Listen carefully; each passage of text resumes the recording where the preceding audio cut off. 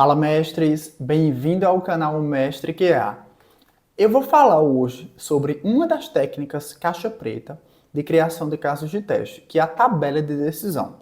Então, para explicar melhor, vamos lá para o computador, porque eu fiz um material aqui. Já aqui no computador, vamos para os testes de tabela de decisão. O que são testes utilizando tabela de decisão? É o seguinte, é uma técnica onde você utiliza de tabelas para representar as combinações lógicas do sistema e as ações. E a partir dessas tabelas, você vai criar os seus casos de teste. Então vamos lá. Quando se usar, e essa é, na minha opinião e na minha prática, se não for a técnica de teste mais utilizada, é uma das mais utilizadas. Essa eu uso, vamos dizer assim, praticamente todo dia. Por quê? Porque eu quase sempre lido com lógicas complexas. Como a gente vai ver aqui, às vezes o texto, por exemplo, às vezes um requisito em texto corrido fica muito, não vou dizer complicado, mas fica bem mais difícil de você interpretar as regras do que numa tabela, que fica mais visual. E isso é um dos grandes benefícios dessa técnica. Mas pronto. Então, justamente, você usa nesse tipo de situações. E principalmente quando você quer validar as regras de negócio, coisa que eu faço praticamente todo dia. E quando você quer combinar várias situações. Então, vamos com exemplo, porque com exemplo fica mais fácil. Olha, imagine o seguinte, um sistema que tem as seguintes regras. Se o cliente for VIP, uma situação de aprovar ou reprovar empréstimo, certo? Se o cliente for VIP e tiver saldo suficiente, o empréstimo será aprovado. Se o cliente for VIP, mesmo que ele não tenha saldo suficiente, o empréstimo ainda assim será aprovado. Aí depois o outro caso. Se o cliente não for VIP, mas se tiver saldo suficiente, aprova o empréstimo. Entanto, se o cliente nem for VIP e nem tiver saldo suficiente, o empréstimo será rejeitado. Você vendo assim a descrição do requisito, do cenário, do caso de teste, não é, nesse caso, é claro, é uma lógica até simples, mas é textual. Mas vamos comparar você fazendo uma tabela de decisão, para ver como fica bem mais fácil.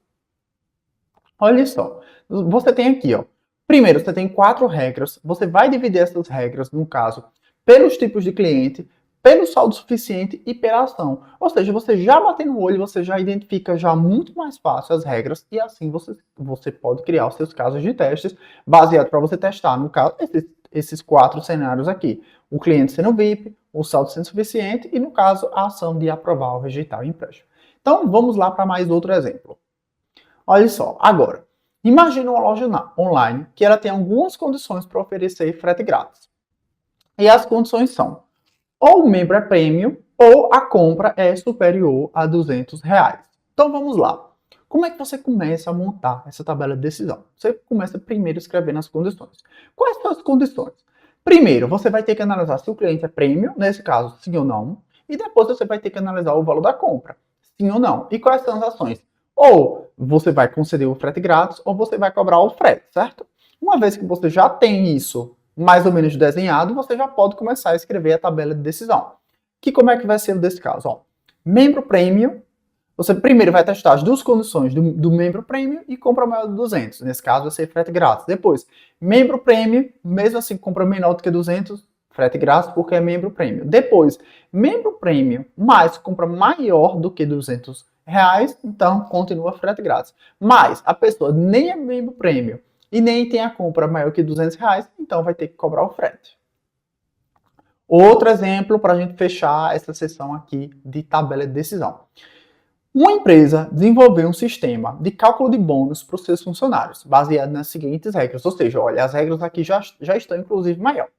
Se um funcionário de vendas, primeiro, ele é funcionário de vendas e atingiu a meta, 15% de bônus. Se ele ainda é funcionário de vendas, mas não atingiu a meta, 5%. Depois, se ele não é funcionário de vendas, independente dele ter atingido a meta, ele não vai receber o bônus. Então, vamos lá montar a nossa tabela, certo?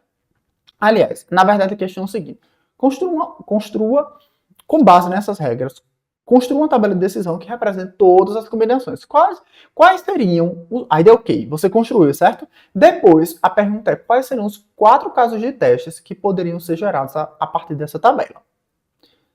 Faça o seguinte, dê um pause no vídeo, faça a sua tabela de decisão e veja quais desses casos não estão aqui, ou se tem algum desses casos que não está aqui.